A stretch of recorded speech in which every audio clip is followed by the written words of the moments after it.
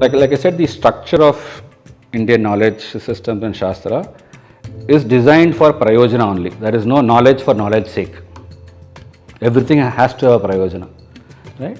So when we say prayojana, what does it? So people would ask, why should I learn things like Jyotisha, for example? What is Jyotisha? Is it why should a planet outside affect me? So what does Jyotisha even mean? So the way to look at it, if you are a computer scientist student, I will say look at Jyotisha as a predictive model problem. It is predicting thousands of variables, which is your life, using 20 variables, which is planets. Okay. So now you understand Shastras as models of doing things. So what is Natya Shastra? Why should I say that is beautiful? Why should I say that is ugly? Not because there is an ad or because some star is using it or because somebody is selling it. There is a science to what is supposed to be beautiful, what is supposed to be ugly. What is that science? There is a model behind it. That is what is their Natya Shastra. What should a certain artifact or artifact of art provoke in me? Rasa. What is that rasa? What should it be? Depending on what kind of rasa it provokes, I know whether it is art or not. Right? So the Natya Shastra is not just about dance, it's about communication also.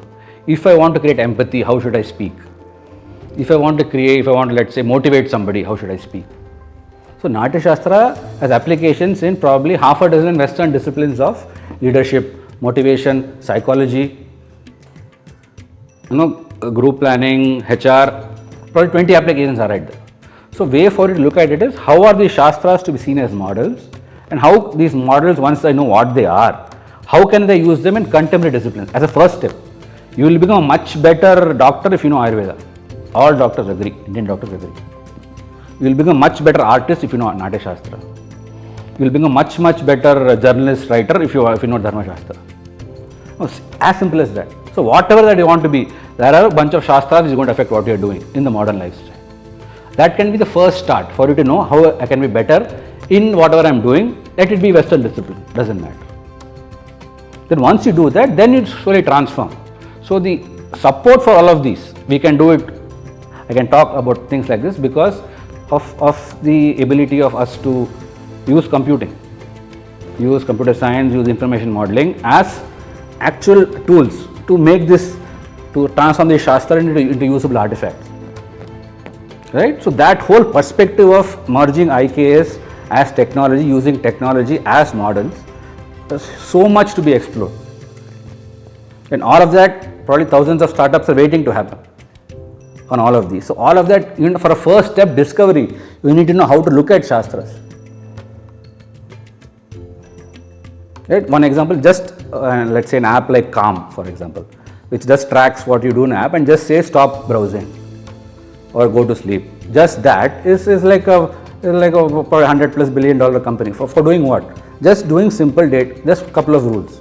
You have hundreds of such rules in yoga.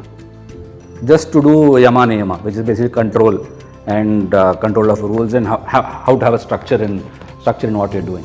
Right? So just principles of yoga, for example, principles of Ayurveda, then this Natya Shastra I talked about. It's all of that together itself can be combined in so many ways to influence modern disciplines. So that is the first way of addressing all of this. We don't want to say Western disciplines, move them aside, let's bring Indian system. No need. Let us enhance the Western system so that those get used. So once you want to go deeper, let's say you want to do postgraduate, you want to do PhD, automatically have to move to the source. That's when you say I need to know more of Sanskrit. It's like learning I need to know advanced mathematics to know advanced physics, obviously. So Sanskrit should be seen in that perspective. That is, people who want to graduate in that research angle. More and more deeper Sanskrit you know, for that inside that Shastra, you get more deeper understanding of what the Shastra means. So that is the trajectory to look at it from this whole Indian knowledge system as a huge source, repository of knowledge, science, technology waiting to be used. The Adhyatmic uses are huge, that is there. But then even the Laukika, basic day-to-day uses are immense. The reason for giving Ayurveda is so that you can enjoy life, so that you are healthy. The role of Ayurveda itself, it deals with about wellness. It says, Swasthya is my main focus. I don't want you to get disease. It is a science designed for wellness. not to treat the sick. That is okay, anyway I have to treat as a hazard of the Shastra. Similarly Dharma Shastras, they are there to create harmony in society. They will create justice. So now questions like political science, sociology, all those things can be fundamentally rewritten by just a sort of even a couple of years study of Indian Shastras. Each of the students can challenge the Western experts who put in decades of study in their field, simply because of the richness of the concepts and the practical utility of those Shastras to build the entire civilization. So we should not look at just our 500-year-old history, but the larger history that has been continuing.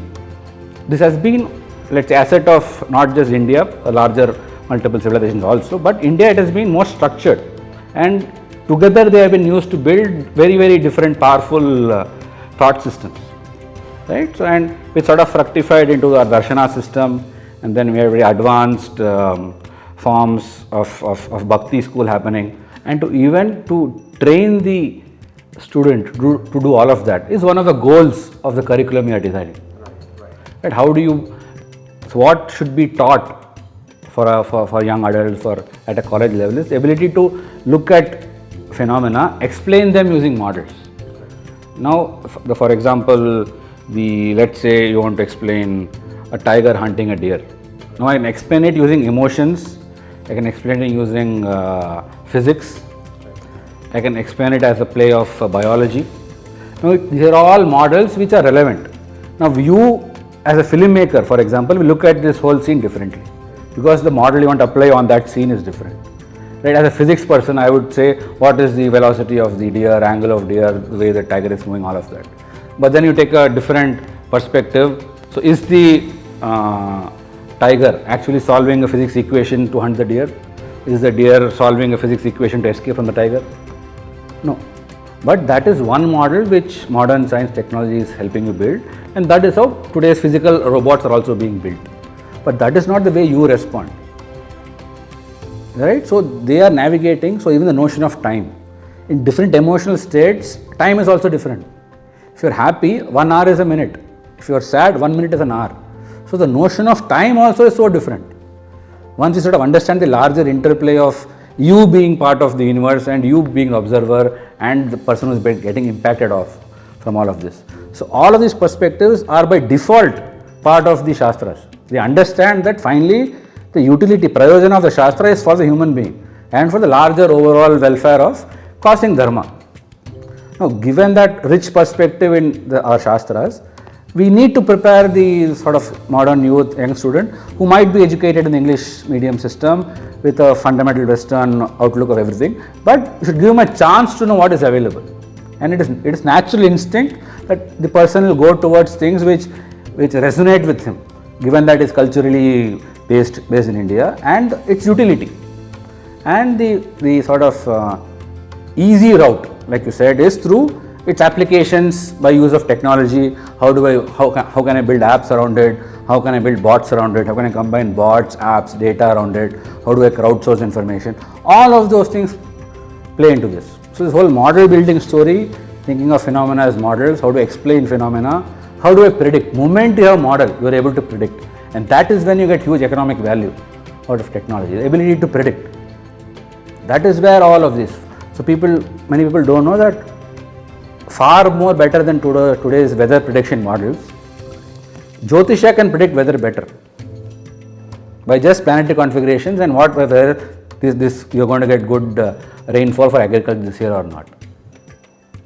Right? Whatever be the reason, the science behind it will be different, but then it is designed for that.